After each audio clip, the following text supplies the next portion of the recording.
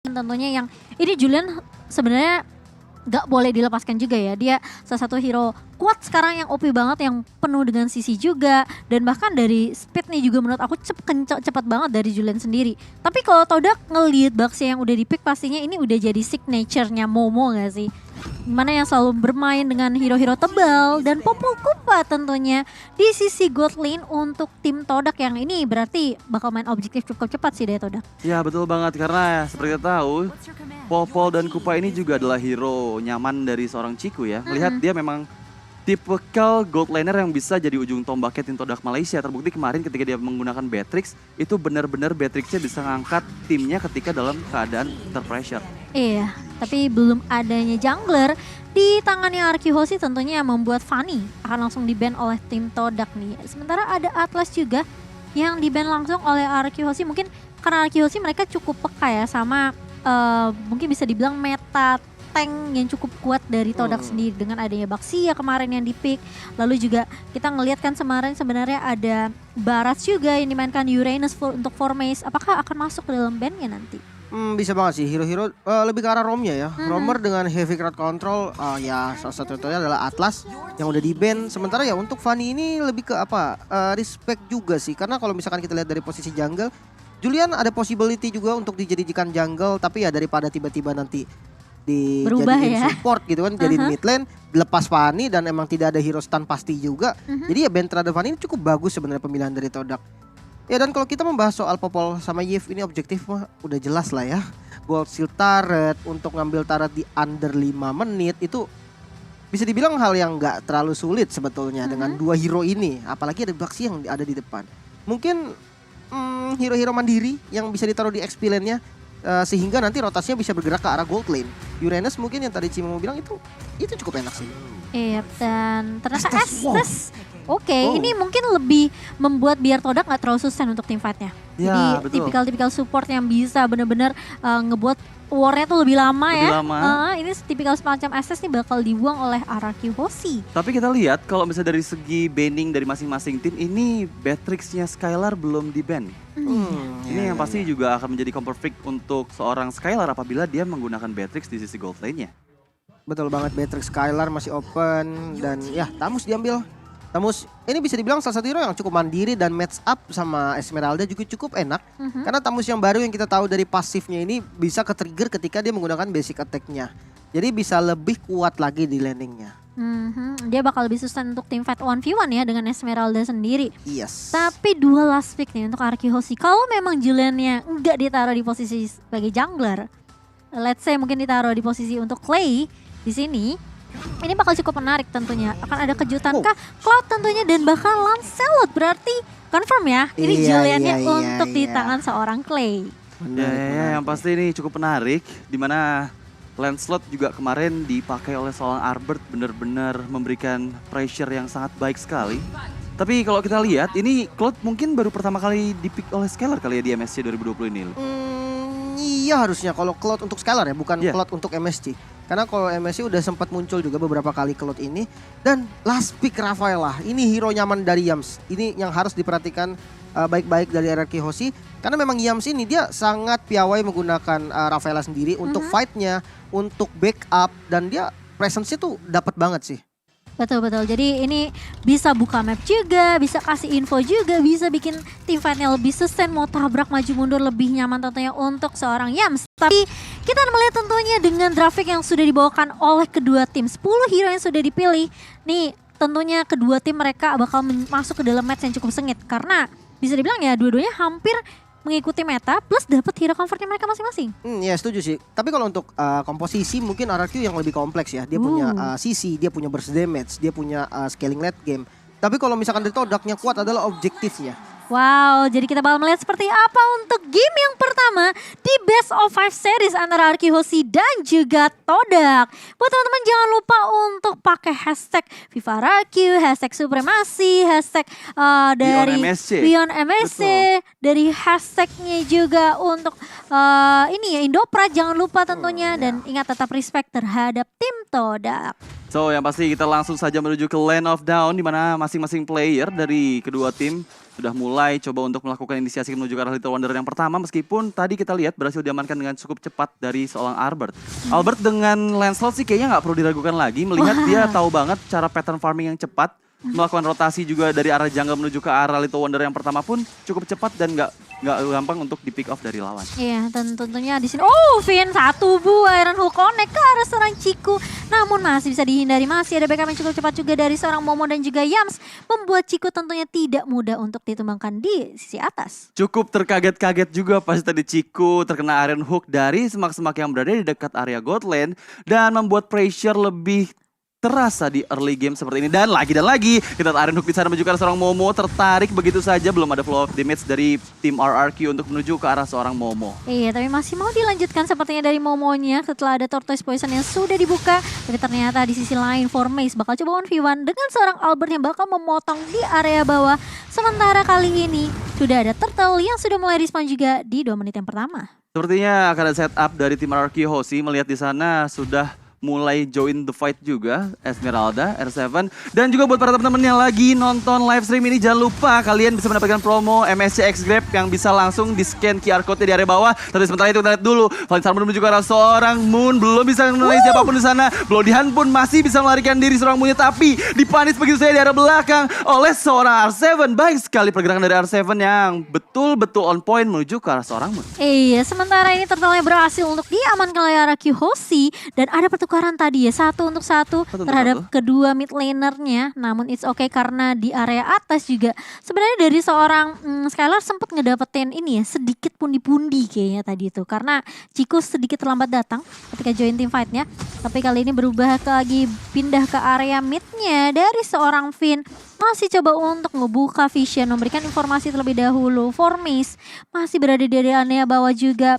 1v1 Infinity War dengan seorang R7. Sementara Clay, ini yang menurut aku Clay juga harus berhati-hati sih, karena Moon ini juga perlu di respect. Tapi buat teman-teman jangan lupa untuk dapatkan lebih banyak transformer pass juga ya, karena kalian bisa melakukan draw dan juga mendapatkan hadiah menarik termasuk skin baru, efek recall, dan juga ada battle mode. Nah, pasti kita akan menuju ke arah mid lane-nya, di mana di sana Clay tertangkap dari seorang Ciku. Baik sekali rotasi dari 4 orang player tim Todak Malaysia menuju ke arah mid lane-nya RRQ Hoshi. Sementara itu di area top lane dan di area bawah Formace dan S7 belum untuk melakukan join the team karena mereka masih fokus melakukan clearing minion terlebih dahulu, bertahan agar terciptanya nanti momen baru mereka join the fight. Wah, gimana nih Lim dari segi item tadi ya? Ya, dan dari segi item bisa dilihat dari Formace dulu mungkin ya. Dia mengarah ke arah Corrosion seharusnya first item, dan ini berarti dari Tamus dari Formace ini dia mau main Galaxy. Dia mau bener-bener menangin match up-nya dia dengan Esmeralda. Tapi yang menarik ya, ini adalah rotasi dari Todak loh. Tidak berfokus terhadap gold lane. Dia tahu tidak adanya flicker sebelumnya untuk Clay. Dan dia pilih untuk makan Clay-nya terlebih dahulu. Rotasinya 4-1, bahkan 4 orang di commit ke arah mid lane. Itu benar-benar menarik sih. Iya. Dan bahkan kali ini lihat coba dibalaskan begitu saja R7. Coba untuk menyolong tapi masih bisa di-confirm dengan cukup baik juga dari seorang Momo yang masih bisa untuk mendapatkan purple buff. Dan bahkan dari Albert sudah mulai coba untuk mendapatkan turtle-nya lagi dan lagi. Retribution yang sangat aman poin dari seorang Albert membuat Todak tidak mampu untuk mendapatkan turtle-nya. Objektif yang kedua dari turtle-nya diamankan lagi dan lagi oleh RRQ Hoshi. Sementara itu di bagian bawah R7 coba adu mekanik di sana, Formace terus-menerus belajar ke depan, belum mampu untuk mendapatkan damage yang optimal. Tapi flicker dan Iron Hook sangat baik sekali juga seorang Yums di sana. Pertempuran masih terus berlanjut, Albertnya masih mencoba lebih. Ciku menjadi target selanjutnya dari seorang Albert, masihkah bisa didapatkan? Blazing Duet dikeluarkan, Momo di sana menjadi target yang mendapatkan triple kill oleh seorang Clay. Baik sekali pertempuran dari arah rivernya yang dimenangkan oleh RRQ Hoshi di menit kelima ini. Lihat gimana caranya RRQ Hoshi misahin tim fight dari Moon dengan pemain-pemain Todak lainnya. Itu membuat tentunya siapapun tidak bisa lari dari kejaran pemain-pemain RRQ Hoshi. Dan buat teman-teman juga jangan lupa untuk gabung MSC Live Carnival, tentunya ada di TikTok ya. Langsung aja di search di MSC 2022 dan kalian bisa lihat live secara live langsung. Tapi kali ini lihat tim fight yang gak bakalan berhenti begitu saja. Finn-nya bakal coba ditabrak begitu saja dan hilang. Tentunya Momo dengan 1 buah Tortoise Poison dan juga 4-1. Ini formasi yang selalu dibawakan sama Todak nih Lim. Iya, dengan ya tadi kita melihat di fight sebelumnya ya, memang sempat terpecah ya karena ada Puncture yang sangat mengerikan tadi dari Albert. Dia bermain Puncture dengan targetingnya mantep banget dan posisinya kepecah semua. Dan ketika dia udah berkumpul lagi ya kita lihat rotasi dari atas ke tengah, dari tengah ke atas itu benar-benar jalan dan sempurna. Bener, sempurna juga seperti kalian kalau kalian dapetin skin Parsia MSC nih. Jadi buat teman-teman ya jangan lupa untuk kumpulin MSC pasnya karena banyak banget skin dan juga banyak banget hadiah-hadiah yang menarik tentunya untuk kalian semua. Tapi aku setuju banget sih. Tadi puncer dari seorang Albert tuh ya, wah ting ting ting bukan permen tapi ya, bukan kaleng-kaleng dari seorang Albert. Dan kali ini mungkin yang harus diperhatikan juga sama Arki Hoshi. Formasi 4-1 yang dibawain sama Todak. Mereka selalu nabrak tuh selalu berempat. Dan satunya coba untuk ya nahan di bawah dari seorang Formé sendiri ya. Itu yang membuat R7 mungkin juga gak bisa join team fight bareng dengan teman-teman Arki Hoshi. Tapi kali ini lihat untuk turtle yang ketiga, seharusnya retribution yang on point dan bahkan tidak bisa dikontes sama sekali sama Todak. Ini membuat Arki Hoshi mendapatkan 3 turtle sekaligus. Melihat di menit ke-6 menuju ke-7 ini sudah ada 2000 net worth diunggulkan oleh tim Arki Hoshi. Mereka harus sudah mulai melakukan agresi lebih lagi. Melihat tadi di objektif yang ketiga, Todak ini nggak mau untuk melakukan agresi balik menuju ke arah tim Arki Hoshi yang mencoba mendapatkan turtle yang ketiga ya. Sementara itu emblemnya silakan Lim. Ya attack speed pasti dari junglernya masing-masing. Dan kalau misalkan kita melihat juga dari gold lane-nya ya. Mungkin dari gold lane-nya kalau dari Skylar bermain dengan emblem support, penetrasi, lari, ya itu yang dibutuhkan memang. Sementara kalau di match up sama Ciku gitu kan, dia punya attack speed dan physical attack tambahan dari emblemnya juga. Ini cukup berbahaya sebenarnya kalau 1 lawan 1.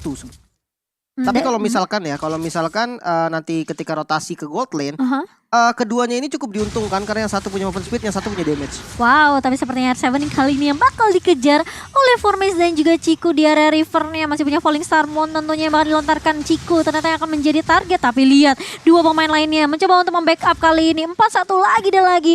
Formasi yang dibawakan oleh Todak membuat R7 tentunya yang tidak mudah untuk ditumbangkan. Masih bisa bertahan, tapi ternyata ada hook yang sangat on point dari seorang Moon, dari seorang Finn mengarah ke arah seorang Moon. Langsung bisa ditumbangkan begitu saja. Membuat pertarungan menjadi 4 melawan 5 dan bahkan masih mau lebih lagi kah. Skylar mencoba untuk mundur tapi R7 ngekat dari arah belakang. Tukang flanking kita ternyata harus tumbang di tangan seorang Formes. Sayang sekali tadi Falling Star Moon dari seorang R7 menuju ke arah seorang Ciku tapi masih bisa dihindari. Bahkan dialah jadi orang yang harus terpick off oleh tim Todak Malaysia.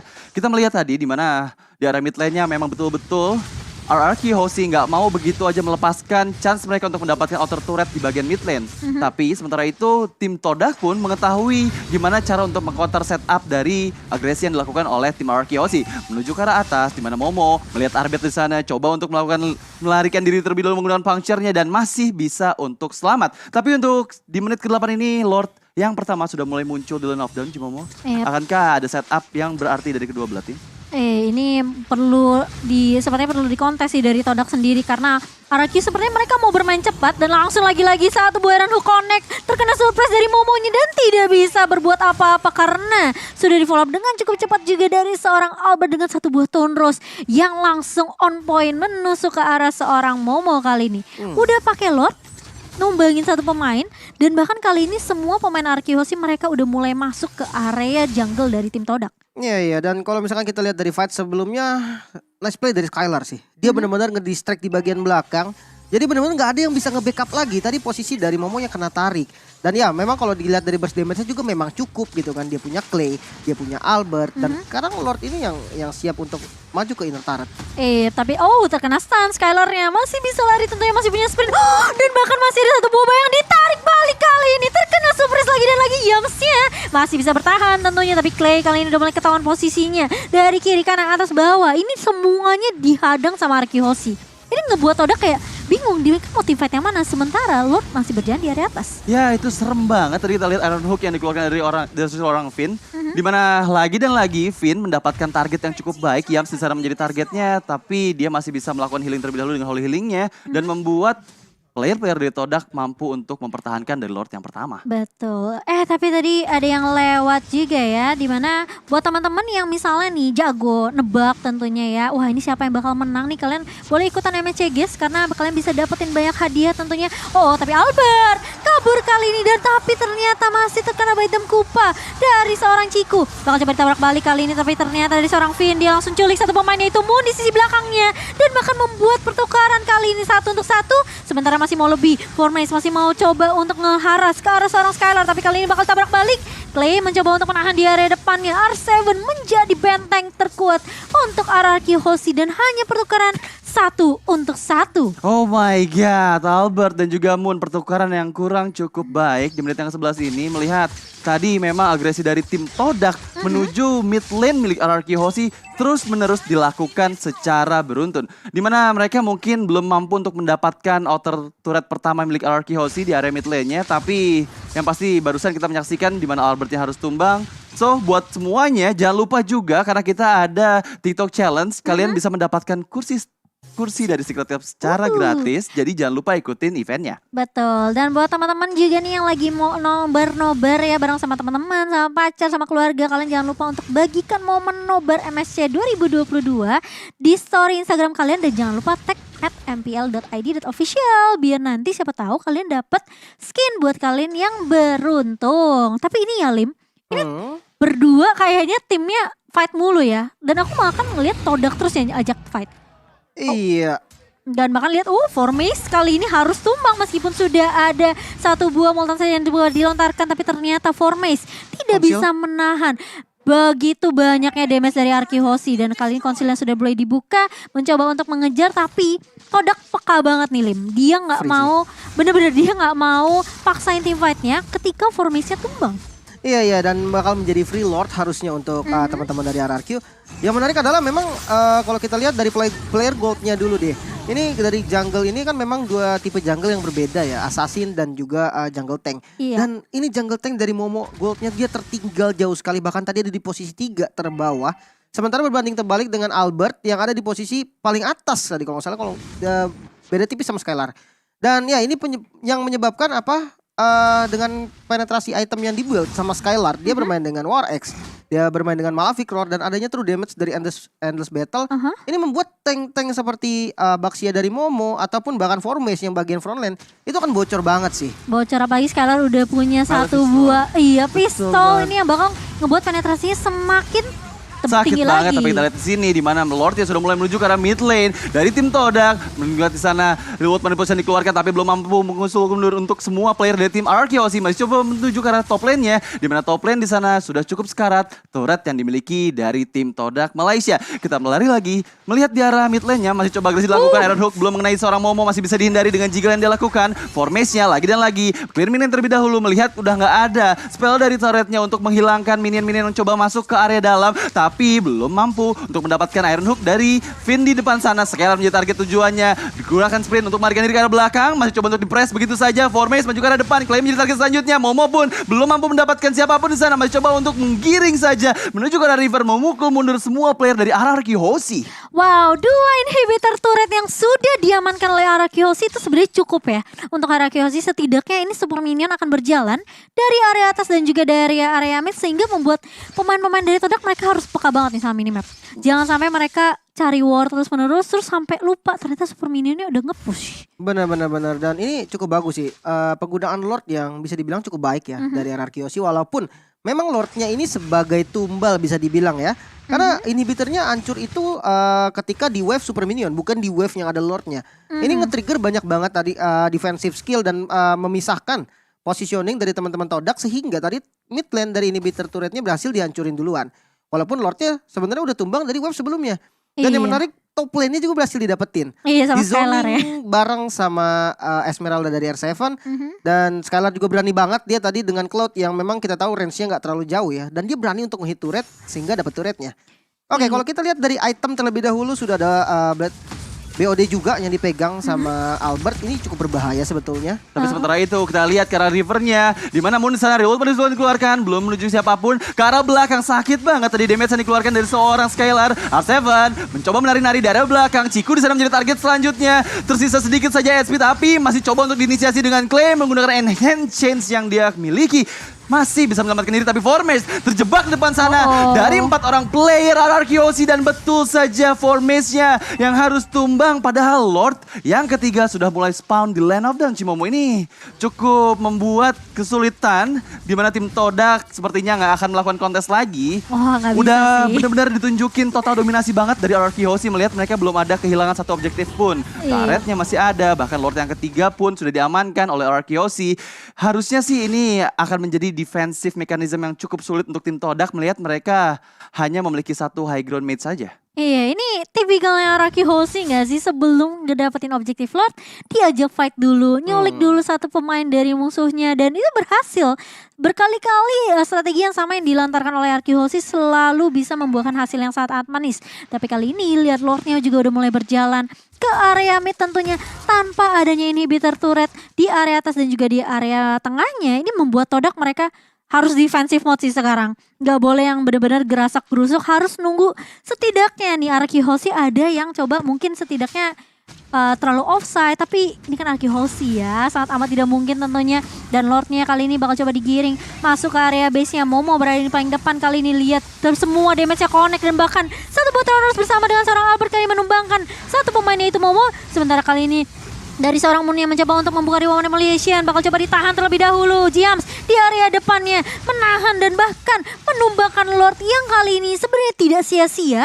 Karena setidaknya Araki Hoshi bisa menggundulkan semua inhibitor turret yang dimiliki Araki Hoshi. Tapi ternyata dari seorang Finn dengan flicker dan bahkan satu buah Iron Hook membuat Araki Hoshi mampu untuk menumbangkan base-nya. Dan 1-0 diamankan oleh Araki Hoshi. Well, Araki Hoshi berhasil mendapatkan game yang pertama dari Best of 5 series.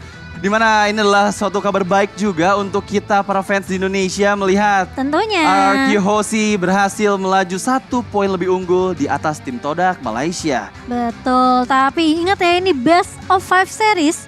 Game pertama biasanya coba untuk pemanasan dulu. Pemanasan dulu, betul. dulu. Dan tapi memang sebenarnya kelihatan ya ini perbedaan dan Lemonnya tertawa. Lemonnya di situ. senyum ya, suka banget kita ngelihat Lemon senyum dari kemarin nih. Kayaknya ini MSC 2020 ini paling banyak kita ngeliat Lemon senyum ya dari hari pertama di game di group stage kemarin. Iya, tapi Lim kalau ngelihat dari game pertama, ini sebenarnya gak terlalu one sided ya. Dari early-nya tuh kelihatan banget sebenarnya diajak war terus-terusan. Iya, setuju sih. Memang nggak terlalu one sided ya bisa Nggak terlalu dibilang. one sided, betul. Karena memang kalau dari aku jujur strategi dari Todak yang nggak terlalu work sih. Nggak Jujur ya, terlalu work. dengan hero-hero Popol dan Kupa, dia bermain dengan tank jungle yang kita tahu kan skalanya tuh early sampai mid game itu dia benar-benar harus galak. Tapi nggak works, kenapa? Karena objektifnya bahkan nggak dapat sama sekali turret dari teman-teman RRQ-nya. Mungkin satu hal sih, karena dari aku melihat mungkin Oke. rotasinya sedikit agak memaksa. Dia maksa rotasi 4-1. Di mana 4 orang ini selalu bersama-sama untuk jalan ke sebuah lane. Kayak tadi contohnya ke tengah gitu kan. Dia dapat kill ke arah Clay, tapi objektifnya enggak. Sedangkan Popol itu memang kebanyakan user Popol itu atau tim yang menggunakan Popol digunakan sebagai mesin penghancur turret kan. Iya, betul. Kita tahu untuk PT Bongkar ngambil- Turret ya. Ya betul, PT Bongkar Turret. Atau ya paling enggak gold shieldnya itu kalau bisa tuh dihabisin gitu loh. Itu yang membuat Popol itu jadinya cepat. Sedangkan Popol dari Ciku tadi sepertinya beda strategi sehingga early sampai midnya jadi nggak jalan sih. Ya Mungkin karena dari kita, aku kayak tadi gitu kita ya. lihat sih Popol dari Ciku